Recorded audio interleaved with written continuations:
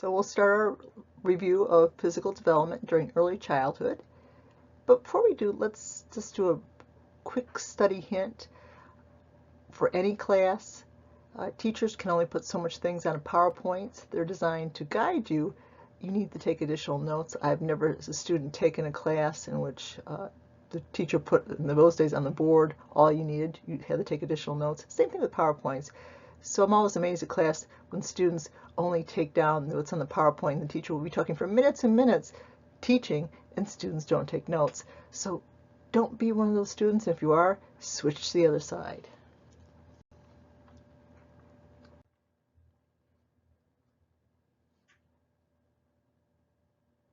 So you probably intuitively know that babies have a very different proportion than adults, but maybe not the degree so. Look at the picture below. The newborn's head is roughly a third of the entire body length. Imagine beings walking around with the proportions of the newborn. They would look rather maybe alien-esque, to say the least.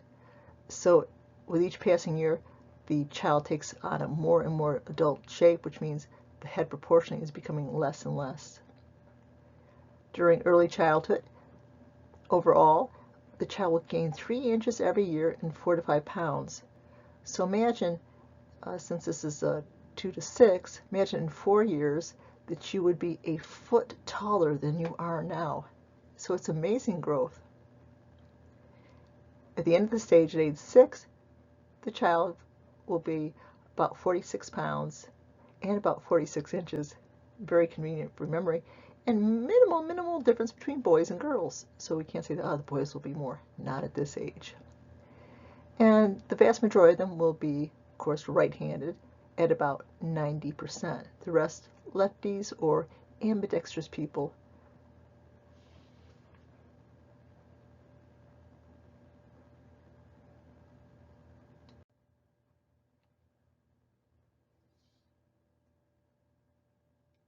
So let's continue and look at the brain. At age 5, 95% of the adult weight. I think that's amazing.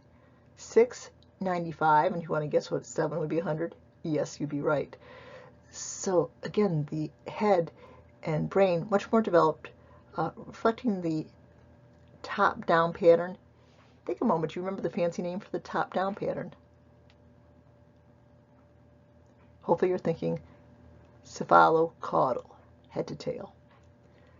During this time period, myelinization continues. That's that fatty insulation of the neuron. So the neurons are getting more efficient, quicker. New synapses occur, and learning comes down to dendrites and the spaces between dendrites. And forming new synapses is one way in which those new information are imprinted on our brain. So a computer might get a change in its hard drive. You do too, but your hard drive is composed of neurons and synapses. Synaptic pruning will occur. So if you look at the picture, a 6-year-old actually has more neurons than a 14-year-old. So neurons that are not used, some of them are not retained, and synapses which are not used will not be retained. So the pruning helps to be efficient, eliminate unneeded excess. So brain and synapse loss is actually normal and good and healthy.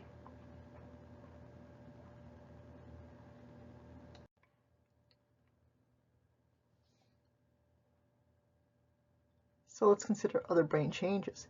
Changes in the cortex, specifically the frontal cortex, and if we want to get highly specific, the prefrontal cortex. Those changes result in increasingly complex thinking, which we'll consider later on in this chapter, and greater emotional control. So frustration at this age, as the child proceeds through early childhood, will be less likely to reflect screaming, yelling, and so on, crying. So greater emotional control.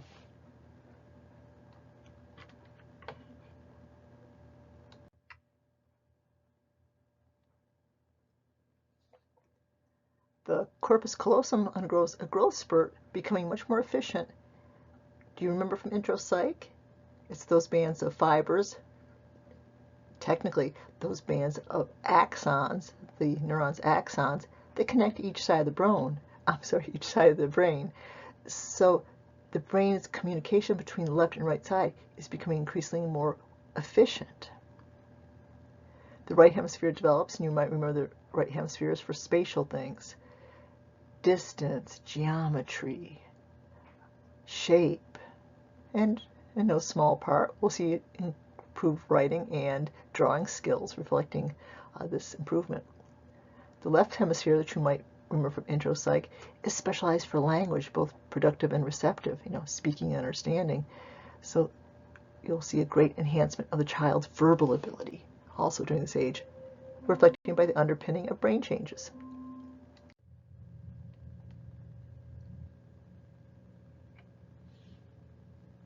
Is motor development primarily muscle or brain? The answer would be brain. It reflects maturation in various brain centers, including hand movement, including spatial organization, including the cerebellum. So absolutely brain. We've already considered gross and fine motor skills.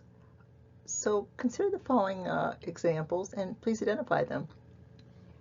And in general, girls are better at tasks with fine motor skills.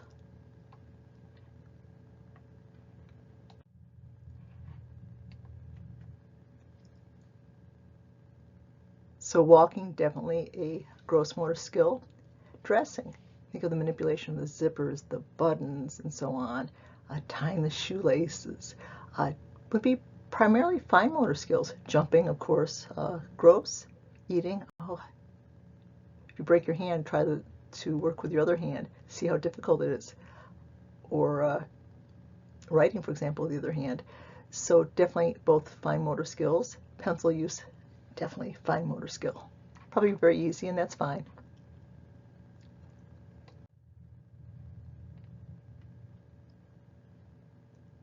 So let's consider the development of fine motor skills in terms of pencil use. So toddler eye on the left, scribbling, no discernible forms. By age 3 or 4, though, drawing clearly recognizable pictures like the one on the right. Early printing, probably going to start working out between 4 and 6 years.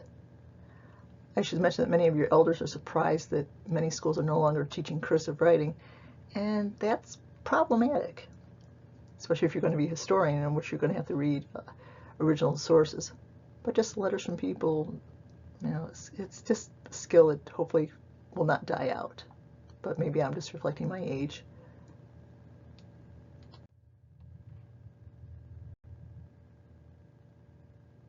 Though to use the terminology we learned in this course, not really age as much as cohort.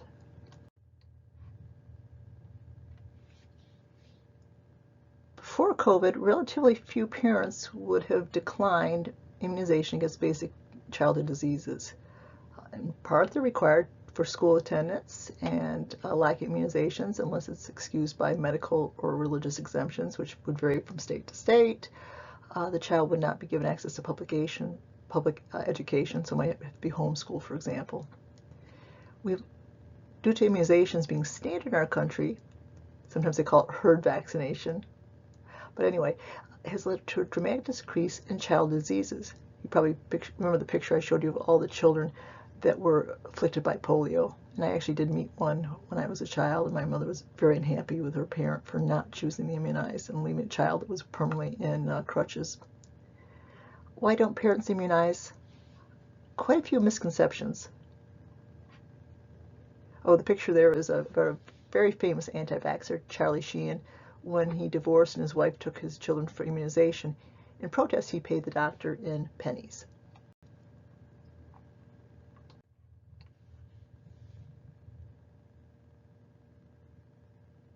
So in part, the choice relates to who you take your information from, anti-vaxxers or organizations like the CDC and the WHO, or your family physician.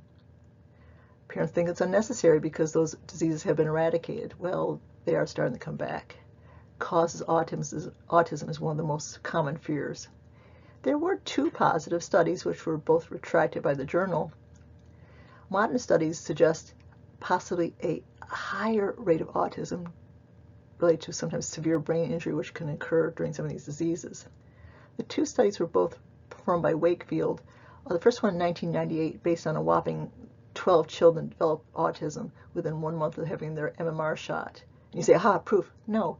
Well, children develop autism at different ages, so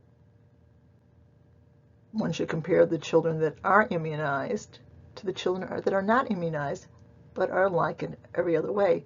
We've had huge studies, including multi-million children, in which there was found no link, or some studies actually find a slightly higher link, sometimes statistically significant, sometimes not, in an increase in autism in unimmunized children.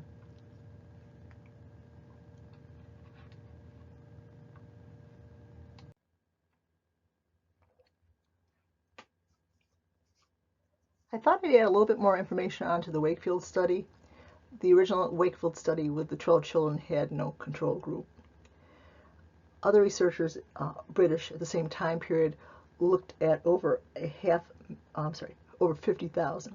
Over 50,000 children that were immunized between ages 1 and 2, the standard age, and it would be expected that 25 children in the group would get autism just based on the prevalence of autism at that point in time, so that Wakefield was able to find 12 children in England that were 1 to 2 years old and they got autism after a shot. Actually not impressive whatsoever. There have been many large subsequent studies. I accidentally almost want to say 500,000, because there was a study done in Denmark with over 500,000 children comparing immunized and unimmunized. No difference. Another Danish study, slightly bigger, 650,000 and change children. Again, no connection. And some parents say, well, it's not the polio per se, it's the medium that the shot is in. And a study done in Quebec, fairly large size, almost 30,000, found no relationship with the underlying ingredient that the polio vaccine is used in. So you can find study after study with good methodology finding no link. These 2 studies, which were retracted by their journals, did find a link. So I personally consider this link in people's mind about the same as that there is no global warming. Studies, if you don't want to look at the research and you just have made up your mind based on your favorite news show or your favorite politician, yeah, you can say any claim, but the supporting information that, that there's a relationship between vaccine and immunization, or for that matter, that there is no such thing as global warming that's caused by humans, just totally defies the research. So I hope you would be an evidence-based thinker and not my favorite news show is Fox, or my favorite ex-president is so-and-so sort of person.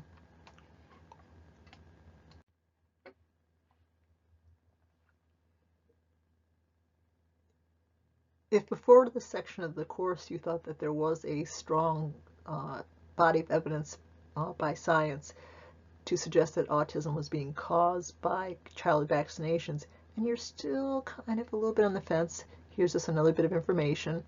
You can read the quote from Autism Speaks, but you might ask, well, how does that relate to other experts? Well, if you compare their statement to maybe the WHO, which I assume you know is World Health Organization, or AAP, which I'm pretty sure you know is American Academy of Pediatrics, they both are in agreement with the statement and echo it. So if you're on the fence, don't be. The scientific evidence is ever so clear.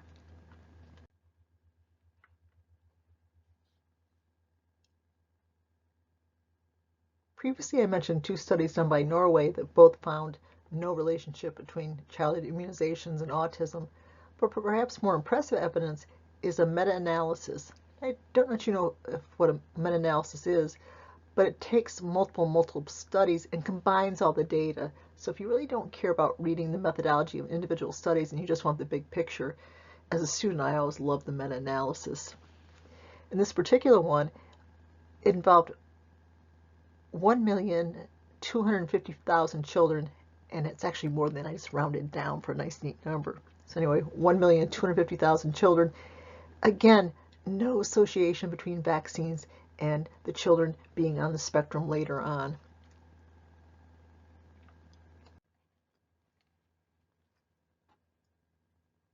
Nutrition is perhaps no more important than any age in early childhood, except for perhaps infancy and toddlerhood.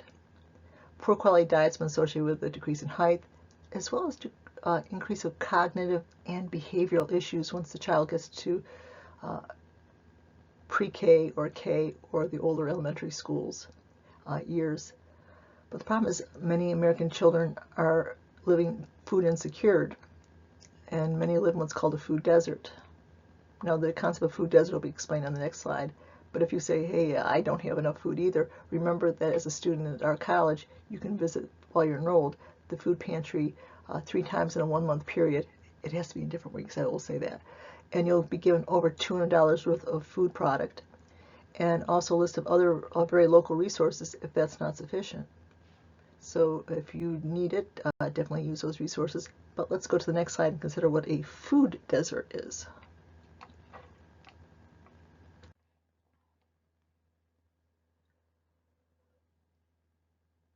I want to mention there's a fairly new area of research, excuse me, looking at the effect of the gut biome, your gut bacteria colonies, the world of your gut bacteria, and our psychological functioning and physiological functioning, and certain bacteria associated with impaired mental health, certain gut bacteria. In this example that I'm going to discuss now, enhance cognitive functioning, specifically in children.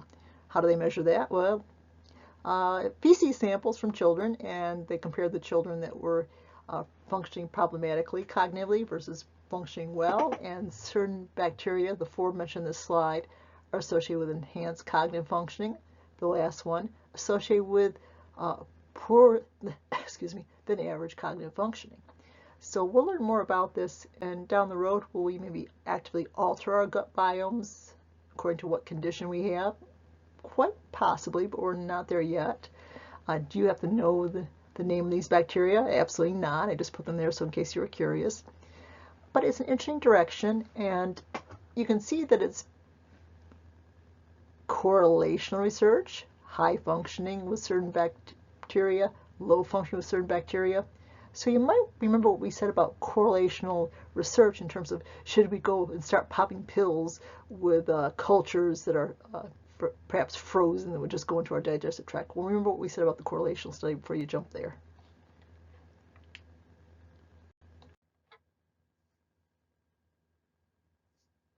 So a food desert is a environment in which there are no nearby grocery stores, no farmers markets, and the only food available is fast food and junk food. So it will be high in calories, high in sugar, high in preservatives. They'll have this person will probably have very little fruit or vegetable in their diet, so a very unhealthy diet.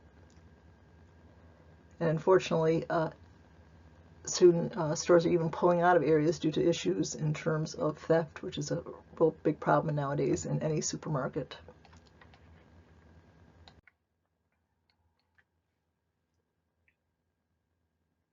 So the food desert would typically be a city environment in which locally the person has no grocery stores whatsoever, no farmers markets.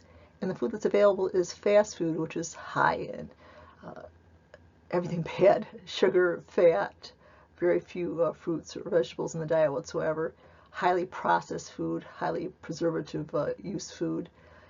And this is what the adults and children, by lack of any other good alternative, live on.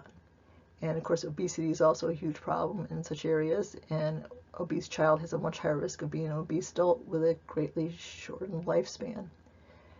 And so it's a growing problem in the U.S., and certain stores are actually pulling out of areas. So there's a problem with theft in all supermarkets. In some environments, the risk is others, and so even more food deserts are being created.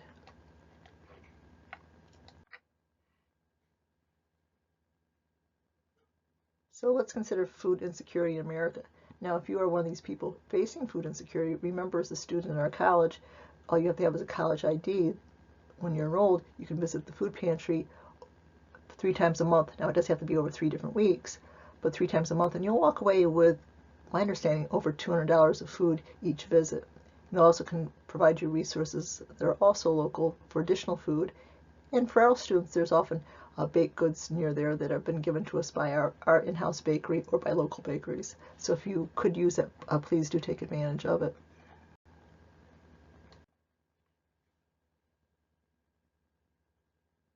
So what is food insecurity?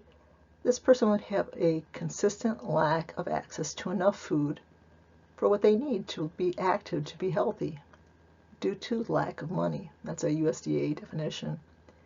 It affects 1 in 5 adults, and in children are actually more likely to be affected than adults. And many middle-class people think, it's these parents that nobody's working. 85% of these families have at least one working parent. Who are the highest risk children? Well, living in a single woman-headed household, and Black and Hispanic children, in all cases, have a higher risk as well.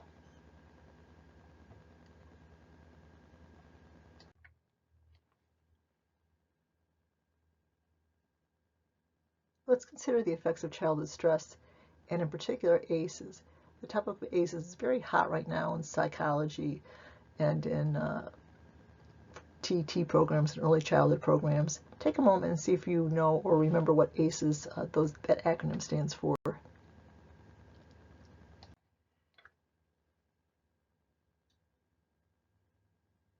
Well, ACEs stand for adverse, as in bad, adverse childhood experiences. Take a moment and consider maybe children that live in New York State, and then maybe widen your picture to the world, but particularly children in New York State, what sort of events do they experience? What sort of experiences do they experience that would possibly contribute to ACEs? Take a moment and actually maybe write some down in your notes.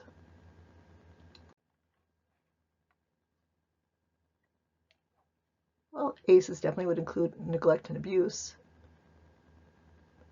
home violence, which does not directly literally hit them, but other family members, or it could be a separation from a parent, such as due to Army service or working other areas, non-Army, or maybe arrest. Having a parent with a severe mental illness could definitely trigger ACEs. If you widen your picture up, it could be immigrants who have traumatic experiences. Virtually every immigrant that's walking across Mexico from other countries and gets to the U.S., virtually all have had traumatic experiences. And not all survive that, by the way, we should know. Or consider right now in Palestine, virtually every Palestinian child has ACEs. And obviously this is not a complete list that you had or that I had. Consider one particular study done by Kaiser Permanente, which is very recognized in CDC, which you probably know is the Center for Disease Control. They determined that traumatic experiences in childhood are actually the root cause, the main cause for many social, cognitive, and emotional impairments in adulthood. For example, self-destructive behaviors such as alcohol, drug abuse, eating disorders, chronic unhealthy relationships where you pick the abusive person over and over. Also, other mental health issues such as anxiety disorders, mood disorders, personality disorders, chronic health issues, disability, and even premature death. So a topic that we're recognizing is essential to know and hopefully start to offer remedies for.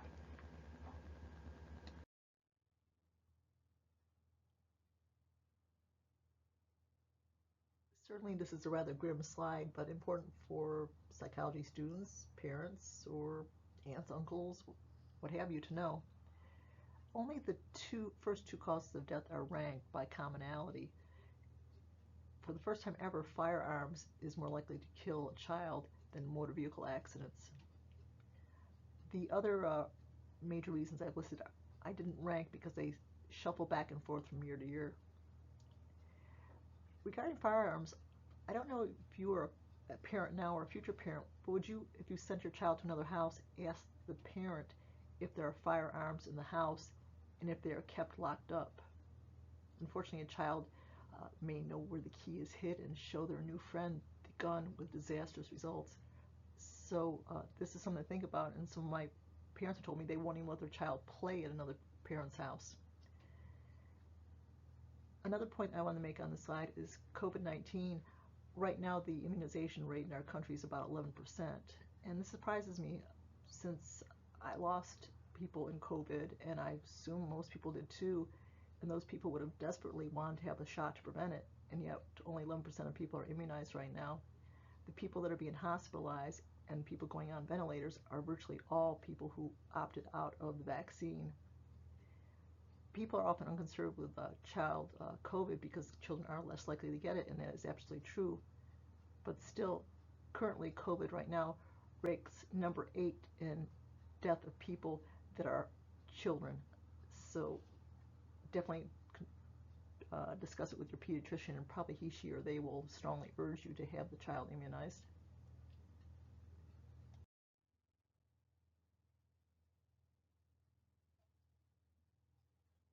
We should probably also mention poisoning.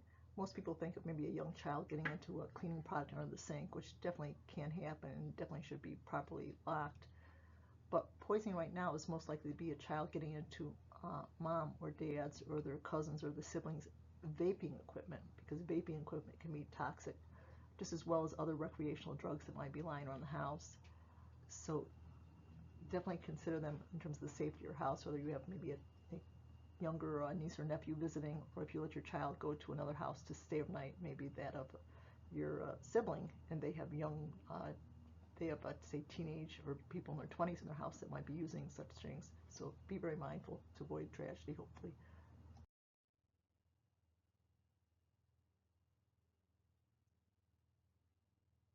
Since we are discussing childhood death by poisoning, I thought I would or should indicate the most likely agent of the accidental child death. And although vaping products are a high concern, the most common single cause of poisoning death in the U.S. is opioids. So bear that in mind.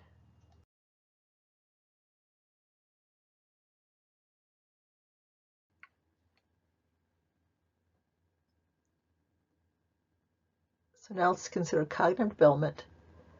Even though this modules and most of our modules are organized into physical, cognitive, and socio-emotional, do you remember that cognitive has physical slash, of course, biological underpinnings? So even though we treat them as 3 separate areas, there's tremendous overlap. For example, consider in our last module, we'll consider parenting. Is parenting physical care? Is it emotional care? Is it cognitive care? I had to put it somewhere, so I put it under socio-emotional. But you could easily argue it should be placed in physical or cognitive. So again, even though we're looking at 3 different domains of development, do see them as overlapping and interrelated.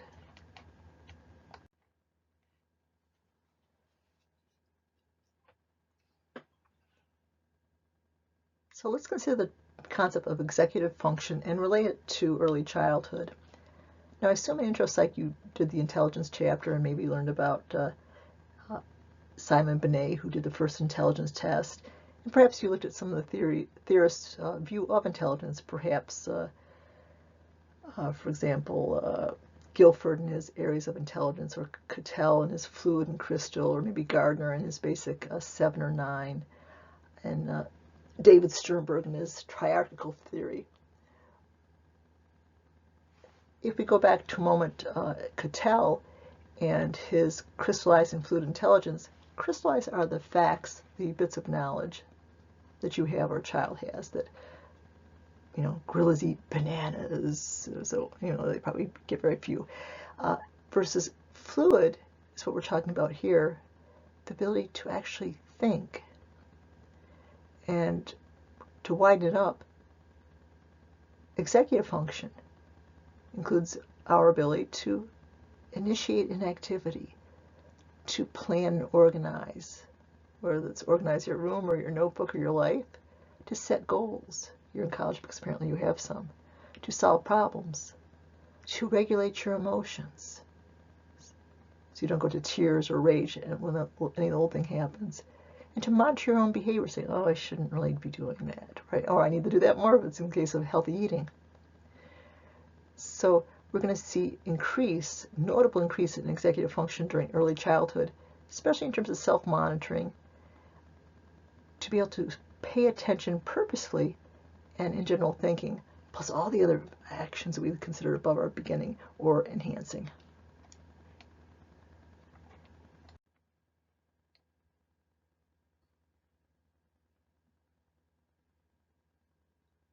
So good, high-quality home environments can enhance intellectual growth. So what goes into having a high-quality environment? Activities for the child to do that stimulate mental growth. So this would not be games that are in their hands or the TV set. Often parents use these as a babysitter, but educational toys and books, affection, language stimulation, academic stimulation. So the child will arrive at kindergarten knowing their numbers and most or all of their letters and so on, can identify colors and animals. All right, all those things and more. Also, reasonable demands are put on the child to have them maybe pick up their own toys, pick their plate, if it's something unbreakable, to the sink or dishwasher, to put their own clothes away, so on. Just reasonable demands that would increase as the child is capable. Their use of reason, not punishment. You shouldn't do that because it's dangerous, not don't do that because I told you so. It's the use of reasoning. So all these and more enhance intellectual growth. And later on in the chapter, we'll tie into a particular set of parenting styles which have these sort of demands or don't, or has affection or don't. But we'll see that later on.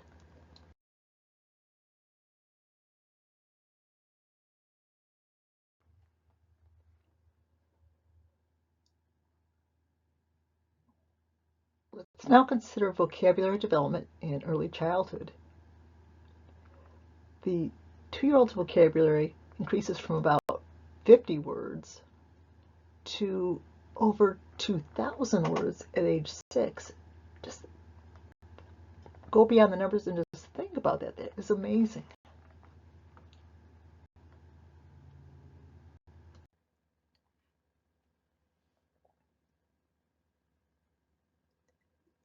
Let's consider grammar development and overgeneralization. This is seen in children or individuals learning a new language. So a grammar rule is learned and it's overapplied, particularly likely to happen with irregular verbs. So he runned home instead of ran home. Although the parent might consider it to be an error, it's actually reflecting learning of the ed for the past tense. Or the famous experiment that looked at this, they used the made-up word wug. So this is a wug. Now there is another one. There are now 2 of them. There are 2. Trying to see if the child has learned the S's. There are 2 wugs. Perhaps you're learning in college a second language and you complain about the irregular verbs. I remember I can do that. I remember that with our peers in high school learning Spanish. So again, not just limited to children, but really anybody learning a language.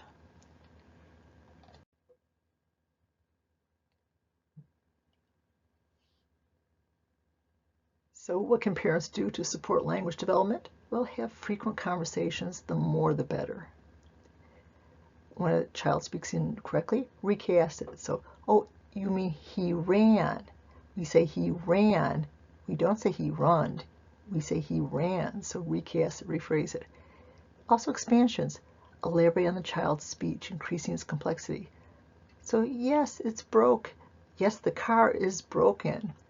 Something, and just add on. So by expanding and recasting, parents can help to support the language development of their child.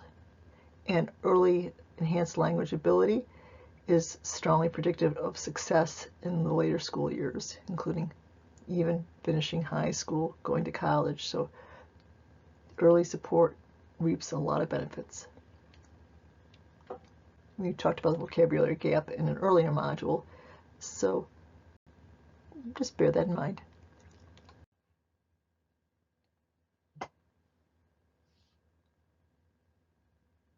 Let's now consider egocentric speech, which is also called private speech. You can use those terms interchangeably. It's self-direction. Self-directed, basically directions for oneself. It might be to walk one through the steps of something difficult or to stay calm. It's used for self-guidance. Use of it leads to greater cognitive and emotional control. Beginning around 6 or 7, much of it goes underground and becomes silent, but might come out in times of high stress or when perhaps doing something difficult or you're being emotionally taxed, particularly when no one's around. I know that my office mate and I, when we're trying to organize what we need to do before we run to class, we might be giving ourselves instructions. We'll laugh, realize that we're both doing it aloud.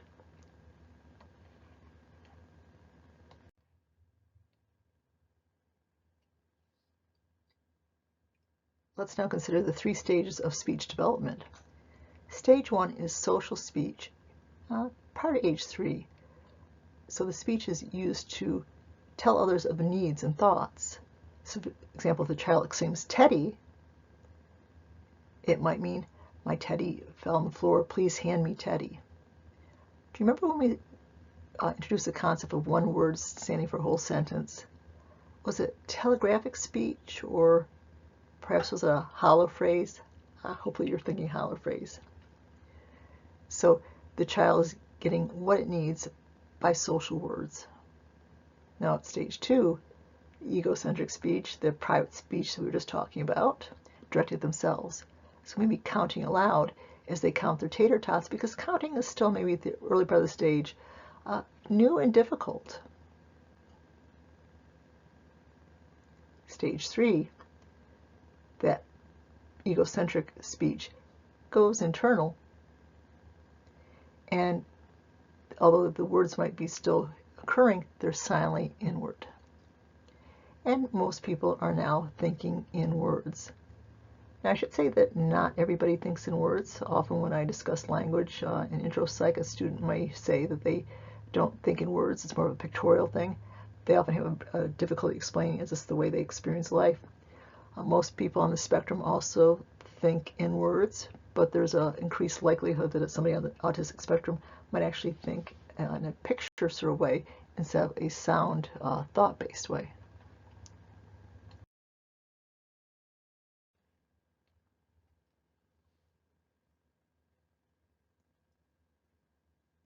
It would be impossible, or at the very least highly incorrect, to talk about children's cognition and not talk about Piaget and Piaget stages.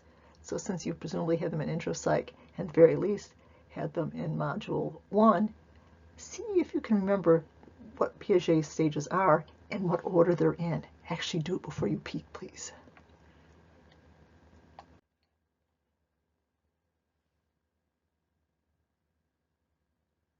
So hopefully you said sensory motor for the first stage. Then you probably remember something operational. So stage 2, pre-operational. Stage 3, hope you weren't tempted by just the word operational alone. It would be what type of operational. Stage 3 would be concrete operational. And the 4th stage is maybe a mnemonic. Stage 4 is formal operational. So sensory motor, pre-operational, concrete operational, and formal operational.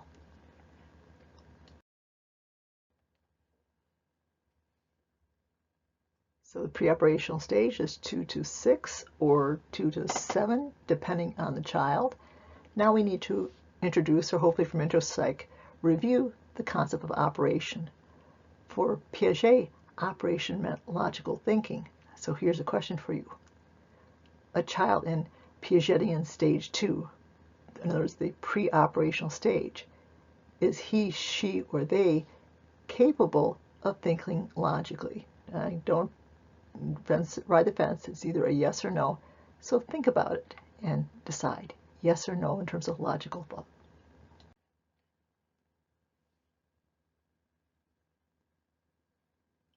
I find this particular question interesting. I've been asking it for over 20 years.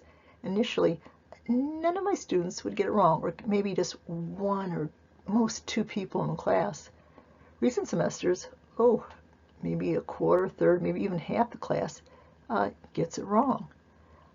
Why the change in this ability to answer this?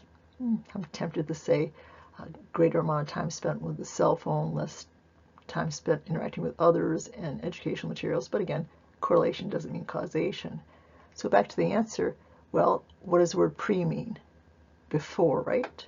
So literally it's called before the stage of operations, pre-operational, before the stage of operations. So no, they cannot think logically, which makes it a very interesting age to learn about and study. So let's look at some of the major thought limitations that Piaget investigated, and was often the very first to describe.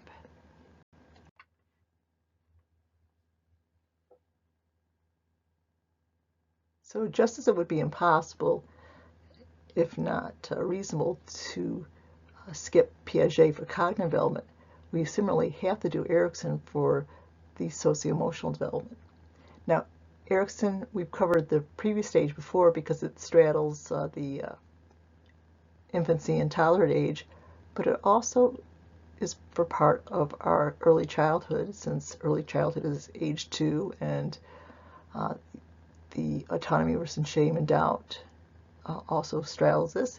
So let's just do a quick review. So autonomy versus shame and doubt. Autonomy means they can do for themselves. So they're trying to do new things, whether it's put their own food in their mouth, though it might land more in their face, in their lap, in the table than in their mouth, but trying to do things on their own, versus shame when they do badly or doubt they can do it at all. Stage 2 issues. Stage 2 is initiative versus guilt. They're doing many new things. So, and it's building on the previous stage of autonomy, of course. So they're doing many new things, but may not sure when they should or do, or maybe they're overdoing some things that they should not, things that are dangerous. Guilt over possible bad outcomes, guilt over failure, maybe guilt over not doing something like, why aren't you dressed yet? We're leaving, or what have you. So the goal would be to find a balance between what that child can do and should do versus providing structure so they don't extend themselves too far to do something that's too risky, either psychologically maybe or dangerously. So obviously the parent can't let the child do everything they want at any age, especially this age.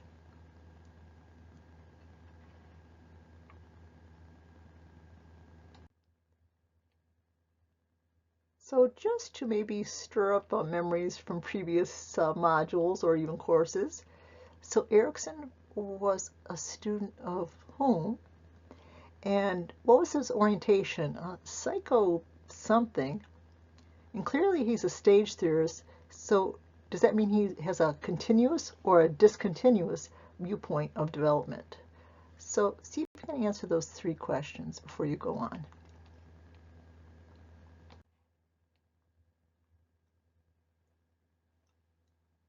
So hopefully the questions I just posed were moderately easy, or at least hopefully most of them were. So Erikson, definitely one of Freud's inner circle.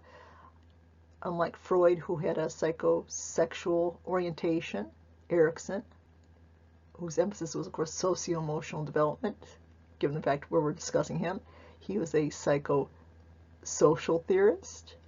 And if you have stages, you see breaks in development, so that's discontinuous. So yes, he had a discontinuous perspective of development.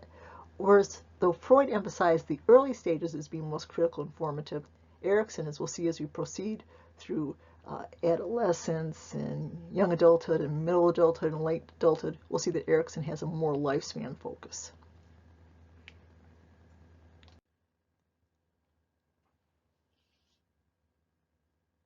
So let's look at some of the pre-operational thought limitations that Piaget investigated. Start with egocentrism. Now, some words in psychology are used very differently than they would be in a casual conversation. If I say, oh, he is so egocentric, oh, she or they is or are so egocentric, this is not how Piaget is using the term. In this Piagetian context, egocentrism means that perhaps initially you're not even aware that others have a different viewpoint than you. But later on, you don't realize that their viewpoint is different than yours. So imagine this little boy is talking to grandma, and grandma asks, did you get the toy I sent you for your birthday? And the child maybe gives a great, big, beautiful smile and shakes his head up and down vigorously to grandma to indicate that yes, he got the toy. Not realizing, well, grandma is somewhere else and in a regular phone, she can't see you. So in this example, it's literally in terms of can't see others' viewpoints, but it doesn't have to be a visual example. How would you test in the laboratory? Let's move on to the next slide that shows Piaget's famous test for it.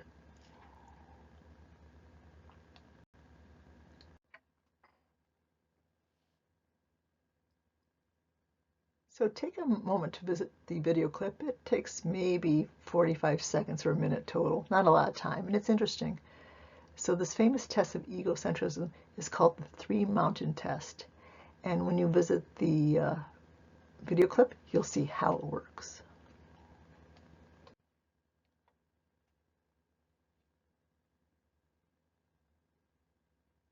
So let's consider class inclusion and a related issue with categories. Let's do the simpler one first, perhaps, the issue with categories. In intro psych, I asked my students to think back when they were young. And did you ever remember a time that you were confused when maybe your mother calls your auntie sister? And it's like, why is mommy calling auntie sister? Auntie is auntie. Or perhaps confusion when your daddy calls grandpa dad. Why is daddy calling grandpa dad? Grandpa is grandpa. Daddy is daddy. So we recognize that you can be in multiple categories. You can be student, worker, perhaps parent, perhaps Republican or Democrat, DEI activist, environmentalist, lover of anime, or what have you. So you can be in multiple categories easily. But for a child that's pre-operational, that can be confusing. So that's a problem with categorization. Now let's extend to a related but still different thing, class inclusion. Now if we show a child the pictures below and say blue flowers and red flowers, if I'd ask you which are there more of, red flowers or flowers overall, you'd say, of course, overall. But for a young child, they will say there are more red flowers than total flowers. Again, that class inclusion idea, that class inclusion confusion. Now, if you ask that to a 6-year-old, they might answer very surely with the wrong answer. Or between 6 and 7, they'll start to get confused because they're shifting away from the pre-operational thinking into adult thinking.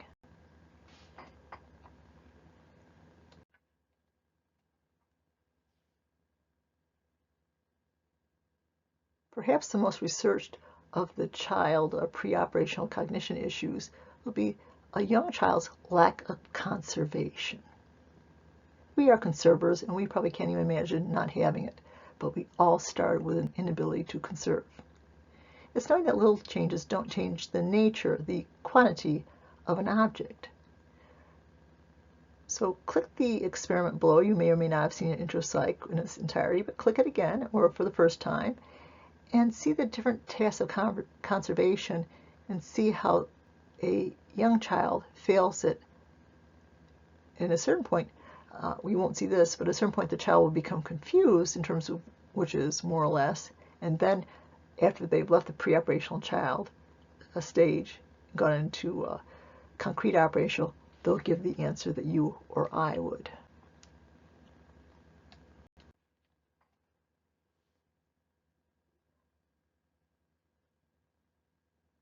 Now, why do many of these issues occur? Well, as you read your text, you'll learn about issues such as irreversibility, centration, and so on. So in no small part, it's these issues that you'll learn about on your own. But it's also that, in the broader sense, pre-operational means before logic. So the child isn't being driven by logic like we are. The child is going by appearance. And in many of these changes, yes, one does look more than the other, but logically we know that it hasn't gotten bigger or smaller. So we're driven by logic. Their answers are driven by, in no small part, appearance. The lack of things such as the lack of be able to reverse centration and so on.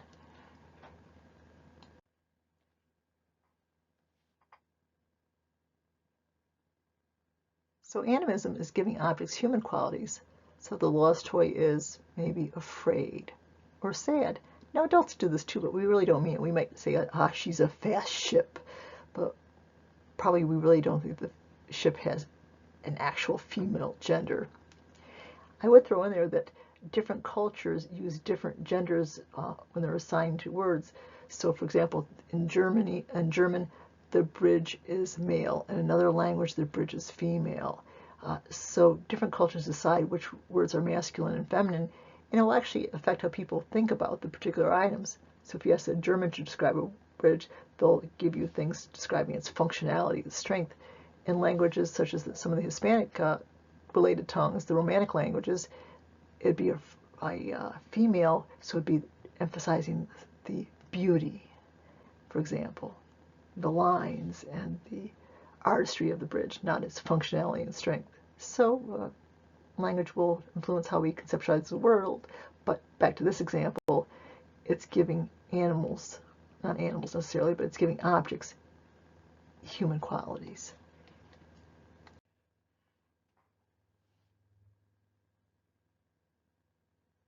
Artificialism is when the child, the pre-operational child, assumes that things that happen in this world are due to human actions, when they're actually not.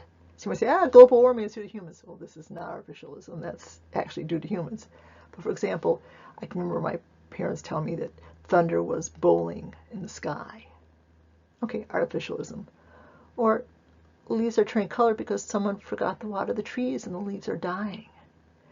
So artificialism, again, is given human explanations to the phenomena that happen in the world. And specifically, the ones aren't related to human interaction or behaviors.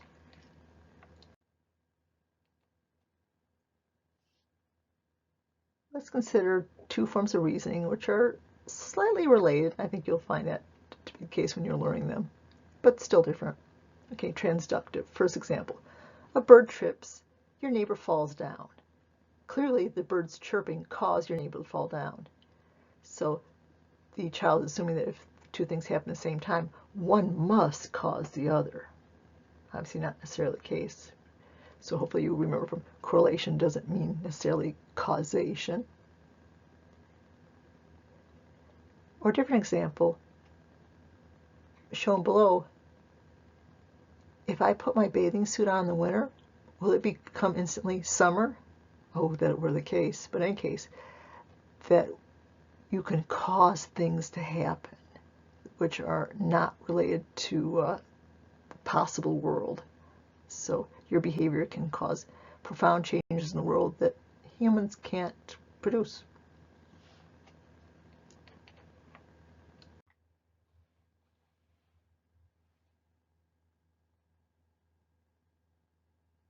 Let's review an old concept and tie in a new one, though perhaps you learned in intro psychology, quite possibly. So we earlier learned about the zone of proximal development, and it's pictured on the right. It's what the child can do with help. So that means they can't do it without the help. So how does scaffolding fit into this zone which they need help to achieve? Well, scaffolding is when the parent, the caretaker, the teacher enters that zone and assists them with that task that's beyond their ability. So complementary, one is all the things that they can't do without help, and scaffolding is actually providing that help that's needed. Hope that's clear.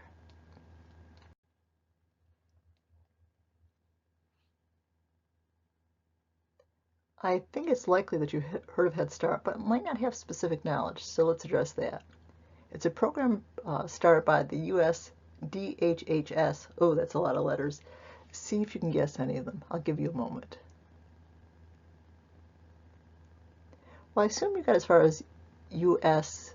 Department of something. That's good enough. Health and Human Services. And what is this program? It's vast. It's overarching, looks at the child's education, but also their health, also their nutrition. There's much more emphasis on nutrition nowadays. food pantries are common in at least cities. If you're a rural person, that might be very difficult, but we now recognize nutrition as being so key to learning. And also this program looks at parent involvement, so it's not just done for them, they are an active part of it. It's specifically to low-income children and families, so they have to be income qualified. So remember we looked at the vocabulary gap, the huge difference in words between lower SES and middle-class children that can have a lasting effect on education and future income. Well, Head Start began as a little history in 1964, and it was part of President Lyndon B. Johnson's War on Poverty. So the government threw its focus into helping correct poverty. This is one very successful component of it. To date, over 40 million children and their families have passed through it. So what it is, and just a little bit of a history.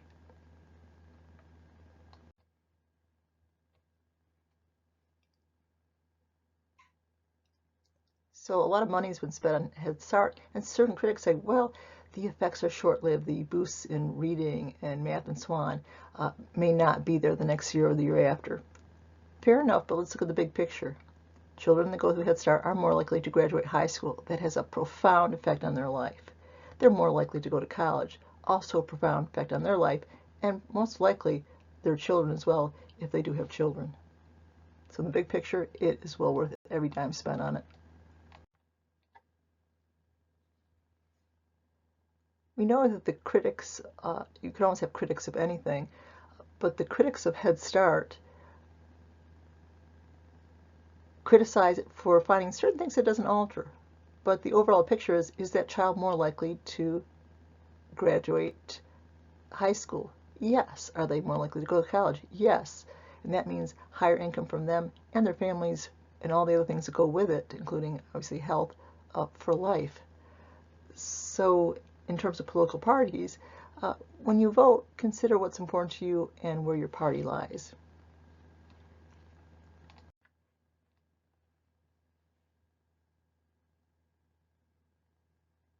So let's take a glimpse at types of preschools and kindergartens. If you ever pondered the term kindergarten, sounds German, it is. Kinder means child. Garten in German means garden, so literally a garden for the children, a garden of the children perhaps. So there's two basic alternate models, child-centered versus academic. In child-centered, the child selects activities, so there's many learning activities stations all over the room, and the child will select them, and learning occurs without them even knowing it via play. Academic programs are much more formal. The teacher structures learning environment, gives formal lessons to a group or all the children at the same time. And of all its good features, unfortunately, it does decrease motivation and love of learning.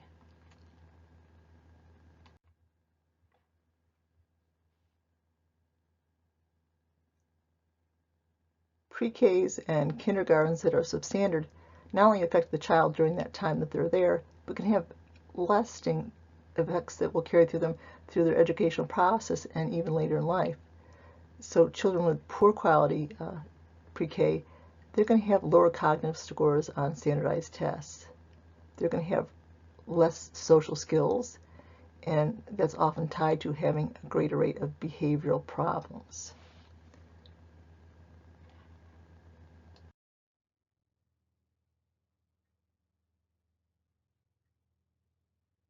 Self-control has two major facets. One is response inhibition, stopping yourself from doing something you'd like to do, whether it's to say something to a particular person, throw a particular driver the bird, or what have you, not doing it.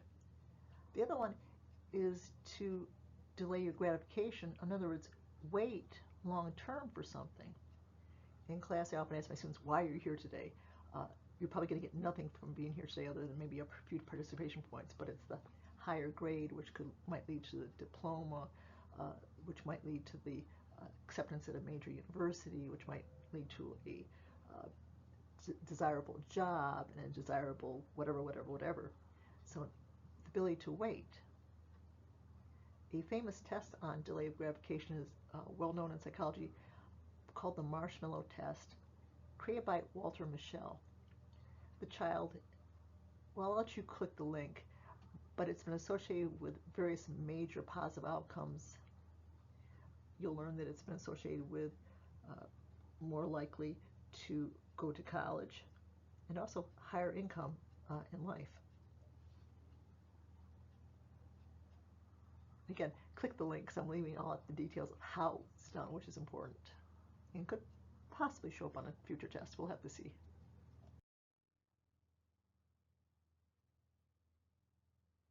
I should mention, because I'm not sure the clip does or does not, the marshmallow test followed these children for 40 years, so definitely a very good example of a famous longitudinal study.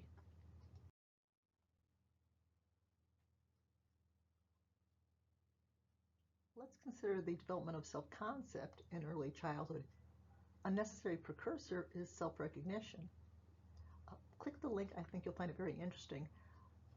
My mentor in graduate school actually developed the test. It was first used long before it was used in children in chimpanzees in the early 1970s. The major difference between the test that you'll see in chimpanzees, they have to be anesthetized prior to the procedure so they can wake up already manipulated.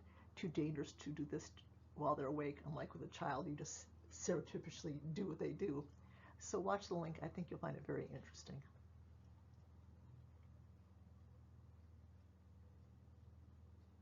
And the researcher, I don't know if I mentioned his name, Gordon Gallup Jr. was the name of this immensely important psychologist of the evolutionary persuasion.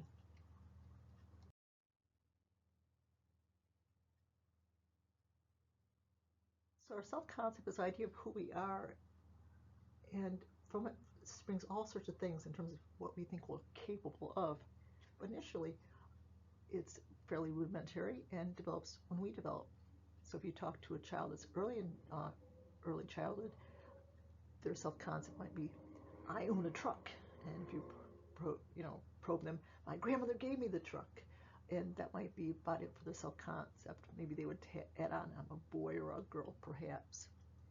When I ask my students in intro psych to work on the self-concept, they'll mention all sorts of things, including relationships, future goals, personality traits, physical traits, demographic, belief systems, religions, all sorts of things that spring from this initial self-concept that's often just rooted in the most obvious physical characteristics.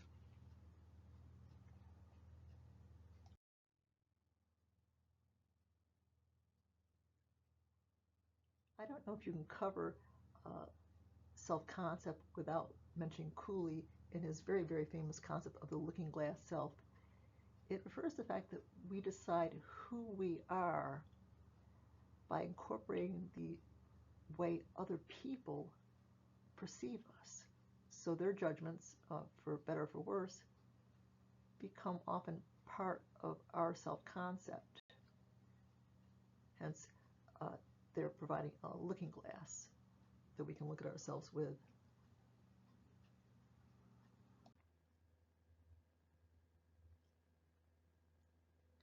So before we tackle the slide, consider those 3 blanks and guess which 3 words might fit best.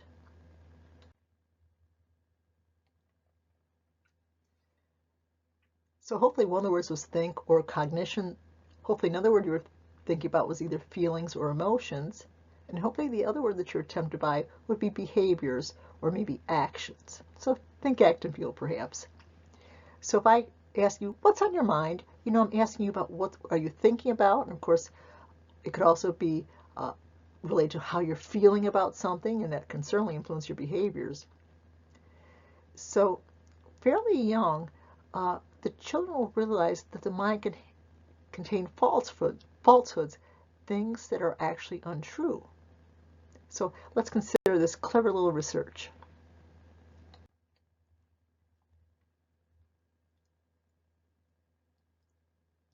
So a child is shown a Band-Aid box and asked, what do you think is in it? And they will typically say, Band-Aids. You open the box and out spills crayons. Surprising. And then you shut the box. Then you ask the child, either 3 or 5 in this particular study, If I asked you what was in this box before I opened it, what would you have said? 3-year-olds surprisingly would have said crayons, which clearly they couldn't have guessed. A 5-year-old would say Band-Aids. Now, if we ask the child, can you tell me the name of one of your friends? And say they say Ginny or Rebecca or Fatima, whatever. If I asked your friend, what do they think would be in this box? A 3-year-old would say crayons, which obviously that friend would have no way of knowing. The older child would say, of course, as we would, Band-Aids. So the older child realizes that things can be not as they appear, that we can think things that are apparently actually false. 3-year-olds cannot make that distinction. If we would do the same research with autism, a higher number of older children would give the response of the 3-year-old. Some people on the spectrum would have deficits in mind. In other words, understanding the thoughts, feelings, and behaviors of others.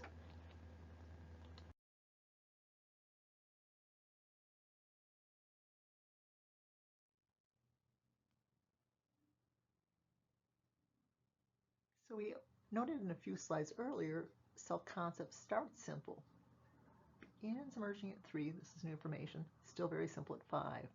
You mentioned earlier defined by possessions. I own a truck, or in her case, I own a truck, or maybe in his case, I own a doll. Observables like I wear my hair in braids now, or daily behaviors like I go to school. Again, compared to your self-concept, if I would ask you the defining features, you might include all these, but probably none of them would be stressed, such as a child this age stress.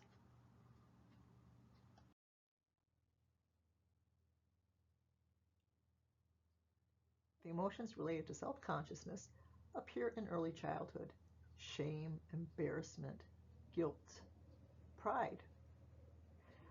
I love this picture I attached here. The look on the child's face, clearly this isn't staged. Look at the face.